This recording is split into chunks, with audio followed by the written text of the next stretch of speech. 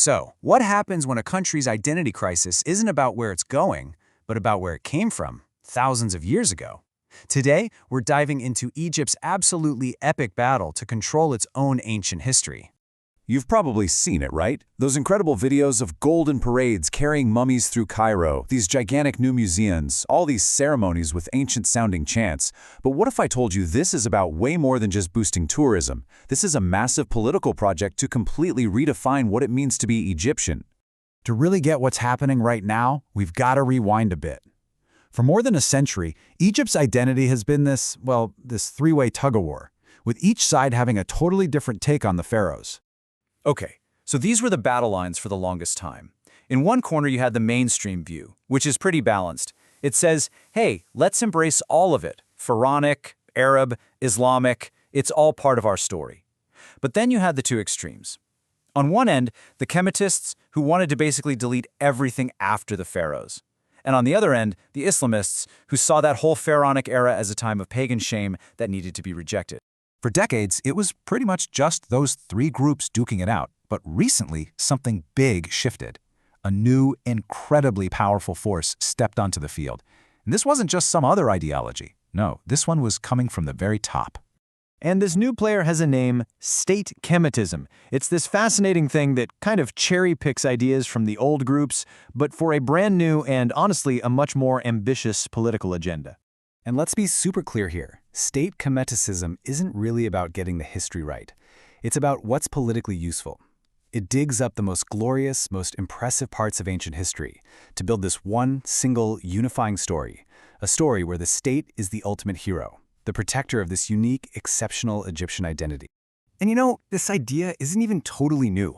The seeds were planted decades ago. Get this, President Anwar Sadat's confidant, Mohammed Gemia, said Sadat literally fantasized about having this grand parade where he'd be carried through Cairo on a pharaonic throne, dressed like a king.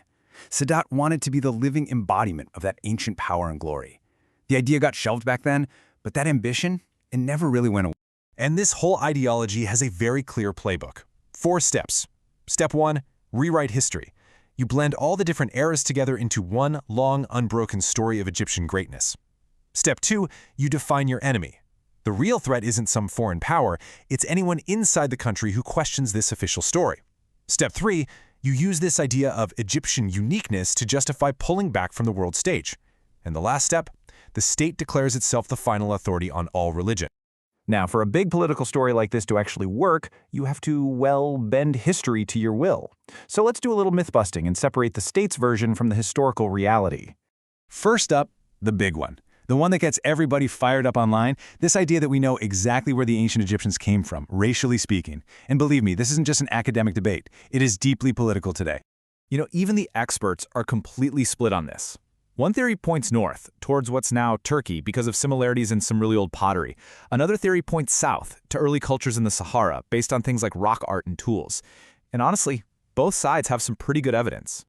But the simple, honest-to-goodness reality is, we don't know for sure. Their origins are lost to prehistory, long before anyone was writing things down. So any claim today that they were definitely white or definitely black is a modern political argument being slapped onto the past. It's just not a historical fact. Okay, next myth. This is one you can literally hear in those grand parades, the claim that what we're hearing is the actual spoken language of the pharaohs. The truth is, we have absolutely no idea how it really sounded. The original spoken language is just gone. What you hear today is basically an academic best guess, an invention from the 20th century. We know the consonants like P and R for the word house, but the vowels? Total guesswork. Poro, Puro, Paro, your guess is as good as any Egyptologist's. And just to show you how fabricated this is, one linguist took these revival rules and applied them to a simple Arabic sentence. We go to the school. The result was this completely bizarre, almost unrecognizable phrase. That's how big the gap is between the myth and the linguistic reality. Now for a myth that is absolutely crucial for that unified history story we talked about. It's the claim that the pharaohs were secretly monotheists, that they believed in one single god, just like modern faiths. Yeah, the problem with that idea is it's just not true. There was no single top god. It all came down to power. If you were in the city of Memphis, your number one god was Ptah. In Heliopolis, it was Ra, and when Thebes became the capital of the empire, well, guess what? Their god, Ammon, suddenly became the top god. Who you worshipped depended on politics and where you lived. The reality is that ancient Egypt was profoundly, deeply polytheistic. We're talking thousands of gods. When a powerful dynasty decided to merge their home god, Amun, with the classic sun god, Ra, to create Amun-Ra, that wasn't a step towards believing in one god. No, that was a political power play to cement their own rule. The final myth we're going to tackle is maybe the most romantic one of all. The idea that ancient Egypt was this progressive, almost utopian society where everyone was equal.